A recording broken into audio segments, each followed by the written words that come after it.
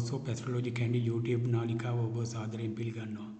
2025 මාර්තු 29 වෙනි සෙනසුරාදා රාත්‍රී 9:21ට සෙනසුරු ග්‍රහය හෙවත් ශනි ග්‍රහය මීන රාශියට ගමන් කරයි. වෘෂභ ලග්න ඔබේ ජන්ම පත්‍රයේ 11 වන භාවයට පැමිණෙයි. මෙම රාශිය වසර 2කමාරක කාලයක් පවතී. එනම් 2028 පෙබරවාරි 28 වෙනිදා දක්වා වේ.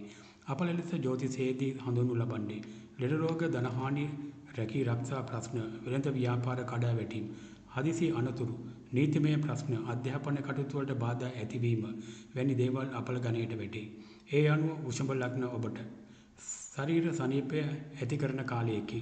තම අදහසට අනුව වැඩ කටයුතු සිදුවේ. වෘෂභයට සෙනසුරු යෝගකාරත්වය දරන නිසා සිතූ දේ ඉෂ්ට කර ගැනීමට ඉඩ ලැබෙයි. විශේෂ දියුණුවකට මඟ පෑදේ.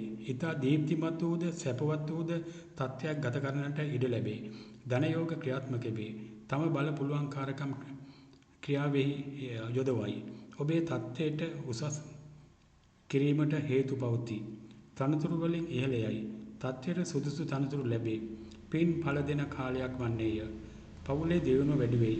පවුලට පිරිස වැඩි කරයි. නිදහස සැනසීම හා ප්‍රීතිය ගෙන දෙයි. දේපල ගෙවල් ඉඩම් ආදී ලැබෙන කාලයකී බලාපොරොත්තු රහිත හදිසි ධන ලාභද ලැබෙනවා ඇත.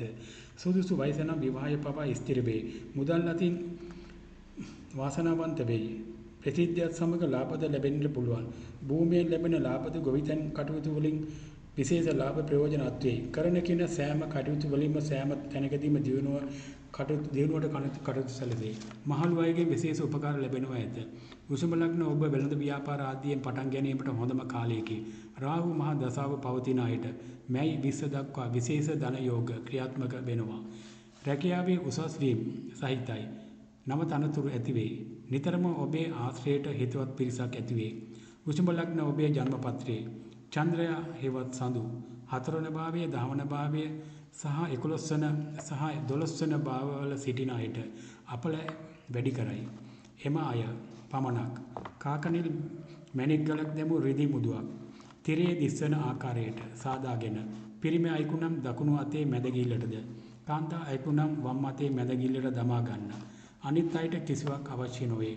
සියලු වෘෂභ ලග්න අය විශේෂිත වූ බෝධි පූජාවක් සිදු කර ගැනීමෙන් අපල සඵල කරගන්නට හැකියාව ඇත. වෘෂභ ලග්න ඔබට තෙරුවන් සරණයි.